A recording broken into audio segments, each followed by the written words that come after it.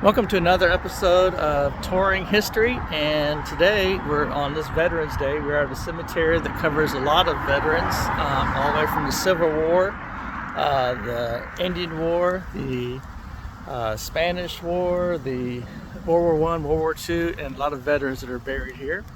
We're in St. Cloud, and a cemetery here that was originally put here is called Soldier City, Mount Peace Cemetery.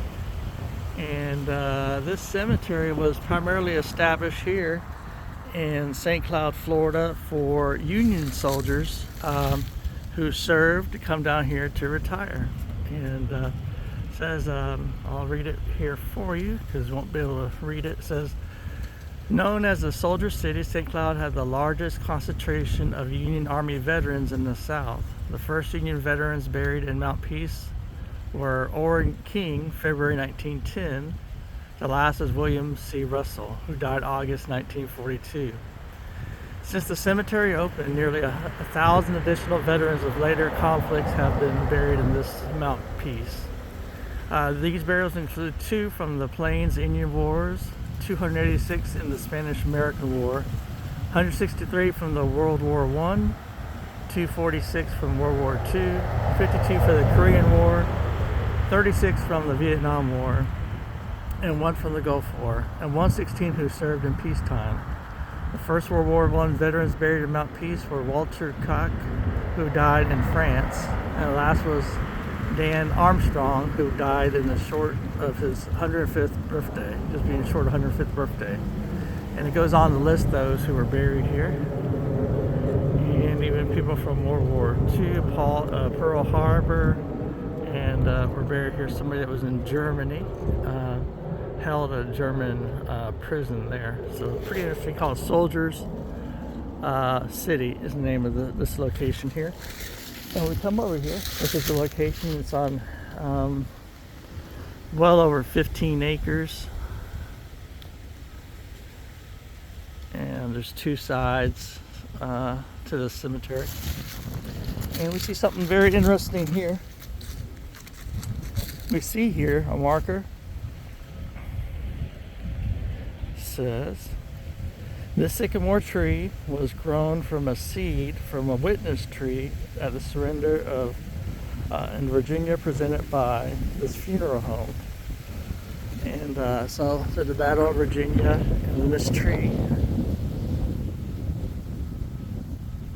is from a seed from that battle.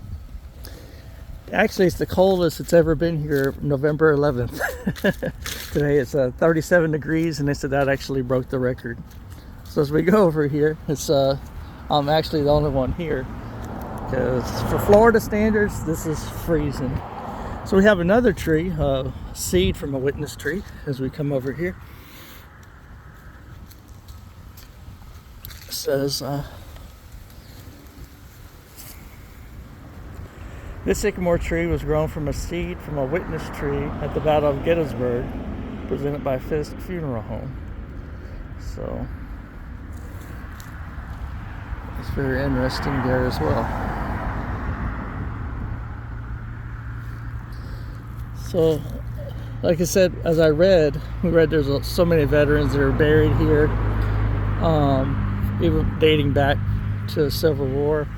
There's even 15 that were at Andersonville prison camp. There's a couple soldiers who served on both sides here. And so we see here, for example, here's a headstone here. I'm not sure if you read it. I'll go there. It says New York Infantry, Henry Dell. And they're buried here. We see Virginia, the Civil War veterans as well.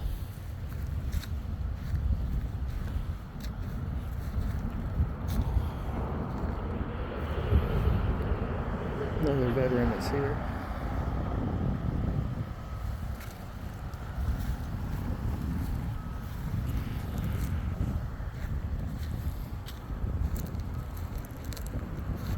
First cow.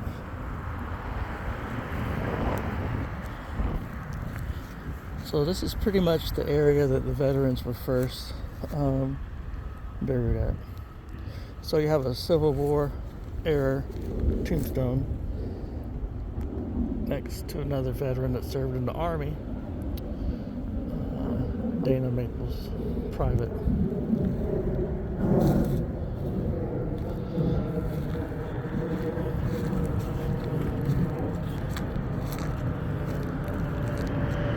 See these trees, obviously these trees are here when they put this cemetery here.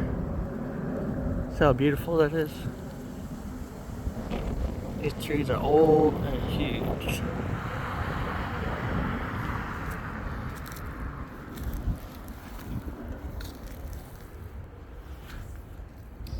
Another Civil War cemetery. This one's interesting. It says Sarah Goss, wife of George Woodward, member of the Ladies of the Car, CAR. She lived a devoted and useful Christian life and died in the full triumph of faith. So, and across the street, you got more. And those are more recent. So you have two sides to the cemetery.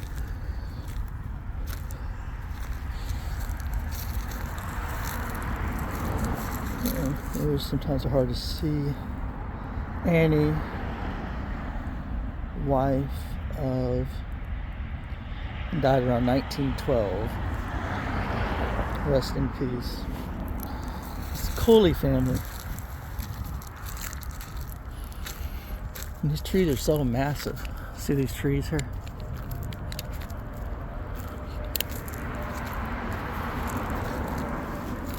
I imagine, it looks like it, these were the first tombs, graves that were buried here.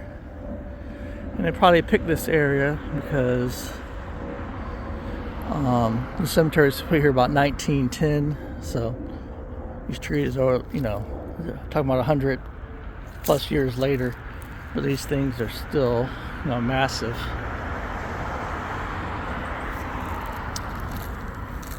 Continue on here. I think they said there's something like over 600 graves. No, 6,000. 6,000.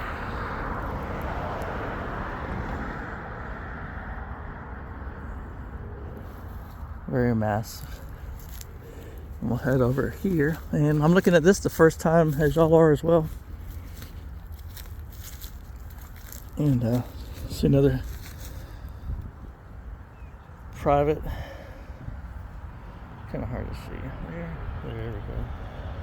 Died in 1909.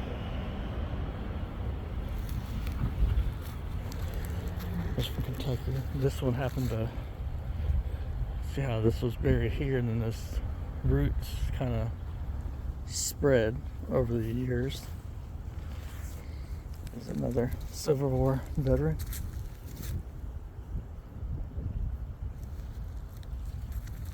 And so let's see what we got over here.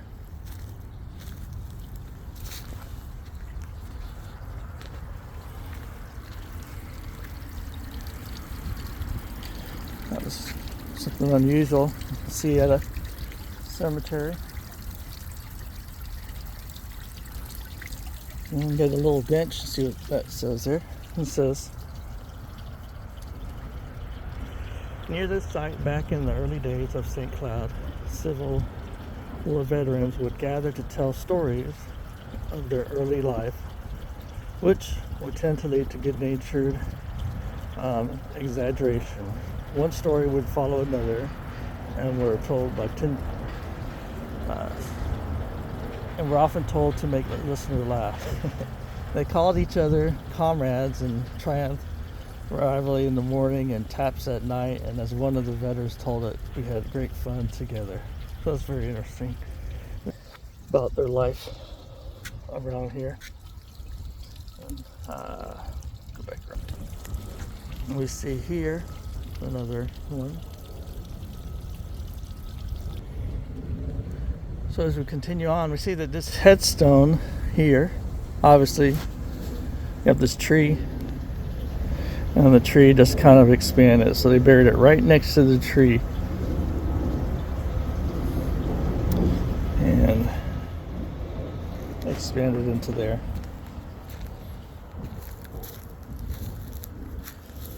And we got some more Civil War graves here from Iowa.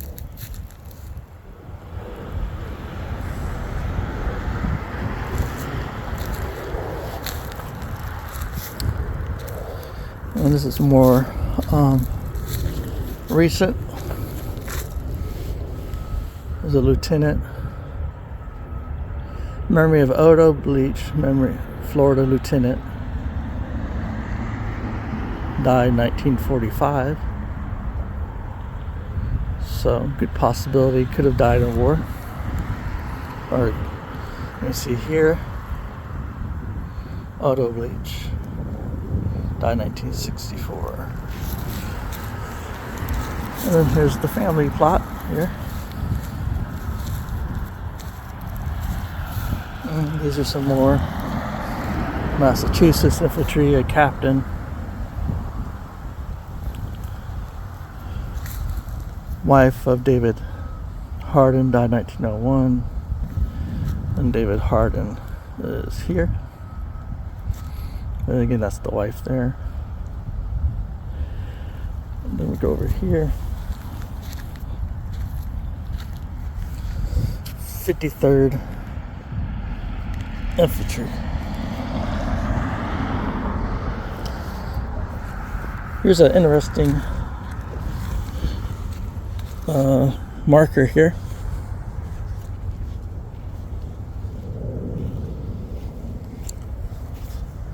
No explanation of it.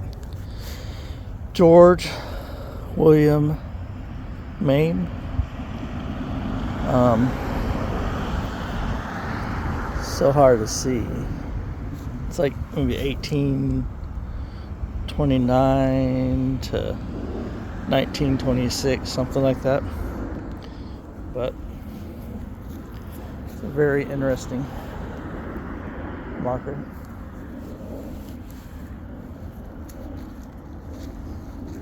And we head over to this side. This is probably another example. See, this is another example of a tree. See? Yep. It says this sweet gum tree was raised from the seed of the tree from General Robert E. Lee's homestead and presented by Alma Galsby Fisk in memory of all the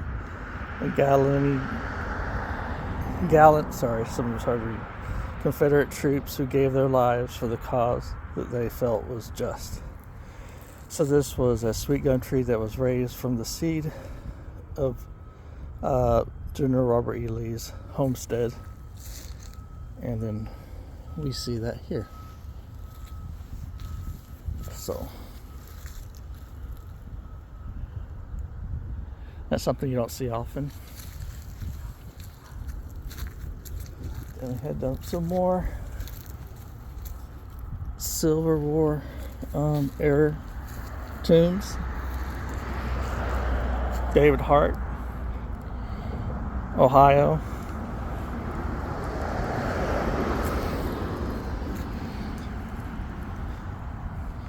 And then this would have been the wife, Elizabeth Hart. And Peter from Massachusetts. So we're gonna end this now and we'll go for part 2, and we'll cover this other area here as well.